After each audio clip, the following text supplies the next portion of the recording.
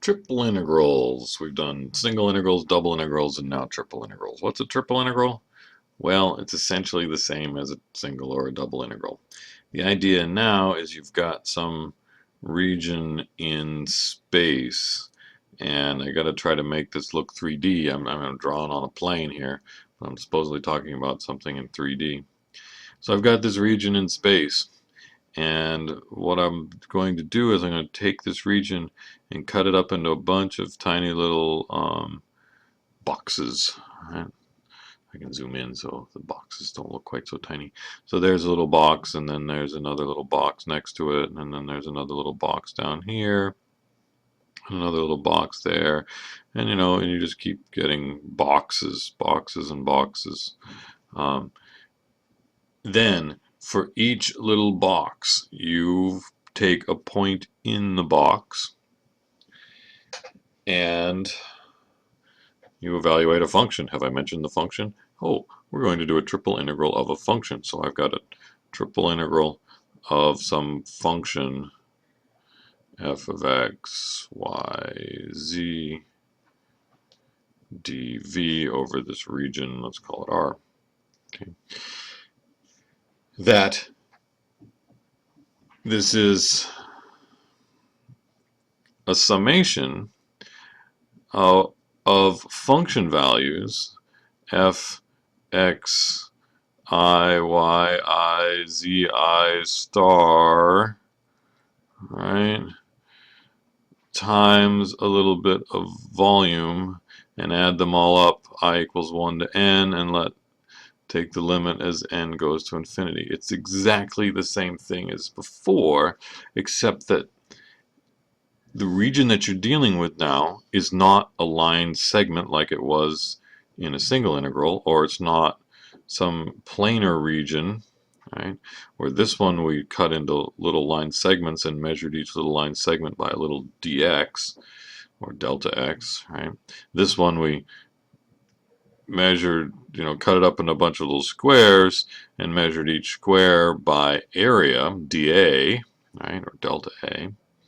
Now I've got little boxes because my region is three-dimensional. It splits up into little three-dimensional sub-pieces.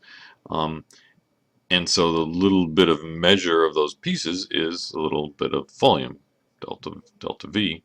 But still, you're going to take that delta V and multiply by a function value of some randomly chosen point within each of those boxes. Okay. Now, I've written this as a single integral. Sorry, a single sum. There's finitely many boxes that you cut this into, and I can count them 1, 2, 3, 4, 5, 6, 7, 8, 9, all the way up to n. Right? Now, it is quite often the case that it's more convenient to sort of order them, sort of going across, sort of rows, columns, and layers there. In which case, when you look at the book, they're going to write this as a triple sum. Sum I equals 1 to n, j equals 1 to m, k equals 1 to l, and they make it look like a triple summation. Well, a triple summation is still a summation. You're still adding up a bunch of things. But they write it as a triple sum to make it look more like the triple integral. Right? The triple integral is an integral. It's just that the measure that we're using on our sub pieces, that is, when we cut that region up into a bunch of smaller pieces, the way we're measuring each little sub piece is by looking at its volume. Okay. So geometrically, there's the question of what are we getting here. When we did a single integral, we were looking at an area, right? The result of a single integral is area. When we looked at a double integral, the result that we got was a volume, right, underneath the surface. What is this doing? Well, this is some hypervolume, right? You're multiplying volume times some other direction. Geometrically, this is what I would call hypervolume, one dimension above volume. Now, it becomes tricky to visualize that, but I don't want to say impossible. However, there are other ways that we can view some of these things too.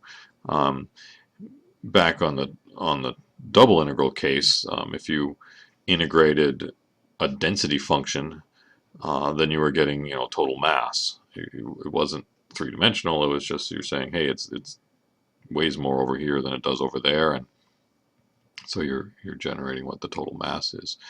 Likewise, here you might have a density function that varies with where you are in space, and so you're finding the total mass of that object, right, in that region. We'll look at applications of the triple integral in a subsequent video. One more thing here, Fabini's theorem, at least the simple version of Fabini's theorem, is that if you've got essentially a region that's a rectangular box, so you've got x going from A to B, and y going from C to D, and z going from, what would be next, A, B, C, D, E to F, then the triple integral of a function,